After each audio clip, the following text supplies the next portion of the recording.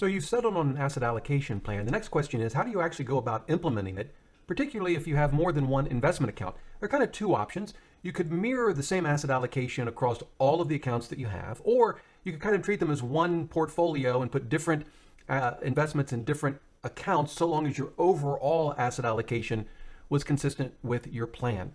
That's the topic we're going to discuss in today's video. Hey everybody, my name is Rob Berger. This is the Financial Freedom Show where we talk about investing, particularly for those in and near retirement. Today's question comes from a viewer named Brent. Here's his situation. He and his wife have 6 investment accounts. They're all at Fidelity. He has 2 rollover IRAs, 2 Roth IRAs, and 2 traditional IRAs. He plans to implement the 3-fund portfolio, and that was his question. Does he just mirror the same asset allocation across each of those 6 accounts, or does he think about them all sort of as one portfolio, put different assets in different accounts so long as the overall asset allocation is consistent with the 3-fund portfolio? In answering that question, I think there are 3 sort of large considerations that we have to address. The first is simply simplicity, and frankly, this kind of cuts both ways. I do think at one level, it's maybe easier to do the asset allocation on an account-by-account basis, because you can simply go into one account, you can do whatever transactions you need to set up the allocation, and then it's very easy to see when you need to rebalance. You've got all of those, in this case, 3 accounts and three investments in each account. You can see what the percentages are in each, and you can rebalance. But there is a flip side to this, particularly for someone like Brent or those of you that have even more than 6 accounts. When it comes to rebalancing, you're going to have to go to account by account by account and do at least 2, if not more, transactions to rebalance each one of them. Whereas if you had allocated across all of the accounts, you may have been able to rebalance with just 2 transactions for all of them. So in some ways, I think the question of simplicity cuts both ways. Now, before we move away from simplicity, I do want to show you one free tool that I think is very helpful with this, particularly if you allocate across all of your accounts. And that's this simple investment tracking spreadsheet that I have. And this is an article that describes it. You'll see a link to the spreadsheet here. It uses Google Sheets. It's free. And you can see at least part of it here and what it looks like. I do plan to do some updates to this soon, but a lot of people have told me that this helps them both understand their asset allocation, particularly if you don't mirror the same asset allocation across all of your accounts, but it can also help you when it comes time to actually rebalance. So I'll mention this again. I'll leave a link to it below the video. So that's simplicity. Now, a second consideration is the availability of investment options. Now, in Brent's case, he's got IRAs at Fidelity. He can pretty much invest in anything he wants. But for many of you, you may have a 401k or other workplace retirement where you have limited options. You may have an HSA through your employer. Again, with limited options. I can tell you that was very much my situation in many cases throughout my career. I couldn't mirror my desired asset allocation at work. And so that might be your case. And so that's at least something to consider. I think it's probably one of the reasons why a long time ago I didn't simply mirror the asset allocation across all accounts. I couldn't, and so I've sort of become accustomed to not doing that in my own portfolio, but it's certainly an important factor to consider. And that brings us to the third, final, and by far I think the most important consideration, and that is taxes. And here I think we need to think about a couple of things. The first is simply what's called asset location. Some asset classes or investments are more tax efficient than others. I think there are some investments that you'd prefer maybe to have in a taxable account or not have in a taxable account. So for example, I tend to not put REITs in a taxable account because they tend to generate significant dividends and they're often taxed as ordinary income. I also don't want too much in the way of bonds in a taxable account. There are cases where you can use certain types of bonds that are more tax efficient in a taxable account, but for most of my bonds, I prefer them in a traditional retirement account. And then the same is true with Roth accounts. I prefer to have those types of investments that I think are going to grow the most, like stock index funds, in a Roth account. Since it's going to be tax-free, assuming we follow the rules, I want that account to get as fat as possible. And if you simply mirror the same asset allocation in each of your accounts, you lose the ability to take advantage of the different tax treatments of these accounts and to put different investments in them. And that gets really important on taxable accounts. Now, in Brent's case, they were all IRAs, but for many of you, you may have a taxable account as well. If you were to simply mirror your asset allocation in that taxable account, not only might you have some investments in there that really aren't that tax efficient, when it comes time to rebalancing, you're sort of forced to either not rebalance or to sell investments that are at a gain in your taxable account, trigger those taxes that you'd rather avoid in order to rebalance. If you've allocated across all of your accounts and you have different investments in different account types, you can set it up so that you almost never have to actually sell investments at a gain in a taxable account to rebalance. And I think that's a big advantage. Now, That gets us to sort of the second big, I'll call it tax consideration, and it's a concept called after-tax asset allocation. And so here's the basic idea.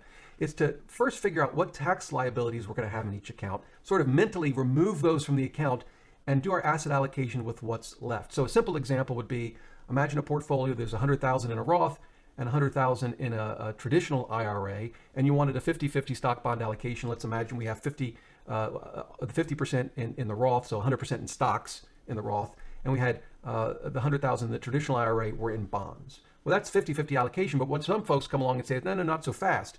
Yeah, you got to keep the 100,000 in stocks in your Roth, but that 100,000 in bonds in the traditional IRA, that doesn't really all belong to you. If your tax rate's going to be, we'll just say 25%, really 25,000 of that belongs to the government, not you. So you really don't have a 50-50 allocation. You've got 100,000 in stocks over in the Roth, but as a practical matter, you've only got 75,000 in bonds in your traditional IRA. And so you really should do your asset allocation after sort of mentally removing those future tax liabilities that we all know we're going to have. And I think this sort of thinking has some initial appeal. First of all, it makes sense to associate the future liability with the account that's going to generate it, not unlike how we associate our mortgage with our house. So yeah, it kind of makes sense. Traditional IRA has some embedded taxes. By the way, taxable account does too, but it's taxed differently. So maybe those liabilities won't be as much, but there's some there to factor in. And so that makes sense. I also think it has some initial appeal because we're used to thinking about budgeting and spending on an after-tax basis. At least I am. When I always do budgets, I don't start with my gross pay. I strip all the taxes out and then start with what's left. And so I think for both of these reasons, this idea of an after-tax asset allocation has some appeal. And by the way, there are some big names that really stand behind this idea. Let me show you. The first is Ben Felix. He's another YouTuber. I've never met him personally, but a very good YouTube channel that I recommend. He has this video. I'll link to it below my video on what he calls pre versus after-tax asset allocation. I will warn those from the United States. In the video, he's talking about retirement accounts that are applicable in Canada, where he's from, but the concept is the same. So I'll link to that. There's a professor, William Rickenstein. He's from Baylor, and he's written a lot about this. He's a big proponent of stripping out the future tax liabilities first and then doing your asset allocation. So I will link to this article. He's written many more, but I'll link to this one below the video. And then the Bogleheads, they've actually in their wiki, they have, as you can see here, tax adjusted asset allocation. And an article on it. So some big names stand behind this. Why do I mention this? Because if you are a big believer in after-tax asset allocation, I am not, and I'll explain why in a minute. But if you are, you don't have to mirror the same asset allocation across all accounts to achieve it. But boy, it's a much easier way to actually do it. Because otherwise you've got to go into each account, sort of strip out mentally the tax liability and then pull it all back together and then figure out how much in each fund. Can you do it? Sure. And in fact, I think my spreadsheet that I mentioned earlier could probably help. But if you're a big believer in after-tax asset allocation, it's probably much easier to implement it if you simply mirror the same asset allocation across all of your accounts. Yes, you do give up a lot of the tax efficiencies that we talked about a minute ago. And yes, when you rebalance your taxable account, you're going to incur some taxes. So some big trade-offs. But if you're a believer in that, it definitely makes it easier. Now, as I said, I'm not a believer in after-tax asset allocation. I think it's totally unnecessary. And there are a couple of reasons for it. First of all, while I understand why we sort of associate a liability with a specific account, the truth is money is fungible, right? And the fact that we're going to have to pay some future liability that's triggered by an IRA, I don't think has any bearing on how we view that from an asset allocation perspective. Let me give you a few sort of hypotheticals. Let's imagine that instead of having to pay income tax when we take money out of an IRA, we didn't have to do that. Instead, the government just billed us for its services. So we got a police department bill and a fire department bill, maybe a Department of Defense bill, a Department of Justice bill. And let's just imagine they added up in our hypothetical to the same $25,000. And it's money going out of our checking account, but would we change our asset allocation? And if we wouldn't, I don't think I would, why would we change it? Simply because that's not how we're taxed. We're taxed in a different way, but it's the same amount. You know, we can also look at this from the perspective of, say, real estate taxes, or how about sales tax, right? Those are not things that we associate with a specific account type, but we've got to pay them. And I can assure you my checking account is just as sad when $1,000 leaves it to pay real estate taxes as it is when $1,000 leaves it to pay income tax because I had some gains on an investment or I took some money out of an IRA. But it really, I think my concerns with after-tax asset allocation actually go deeper than that. How about Roth conversions? So Roth conversions give us the ability to determine for ourselves the timing of the liability and how much it's going to be, right? Rather than say waiting until required minimum distributions kick in. But think about a Roth conversion. We often, in fact, the best approach to it is not to pay the tax liability out of the IRA. You're much better off with a Roth conversion paying it out of taxable funds. So if that's your plan and you're going to pay it out of a taxable investment account, do we reduce the taxable investment account by the amount of the tax we plan to pay because that's where it's going to come from? Well, what if we don't pay it out of a taxable account, at least a taxable investment account? What if we've put the money aside for the next few years for Roth conversions we plan to do, and it's sitting in a savings account? Well, how do we allocate now? Do we just ignore it because it's not coming out of an investment account? I think that kind of shows to me how just sort of nonsensical it is to worry about some sort of after-tax asset allocation. And then the third thing I'll say is it really adds a lot of complexity. It's almost impossible to estimate what your taxes are going to be. Now, I think some could say, sure, it's not an exact science, but it's better off being a little wrong, on the estimate than completely ignoring it. But it actually grows deeper than that.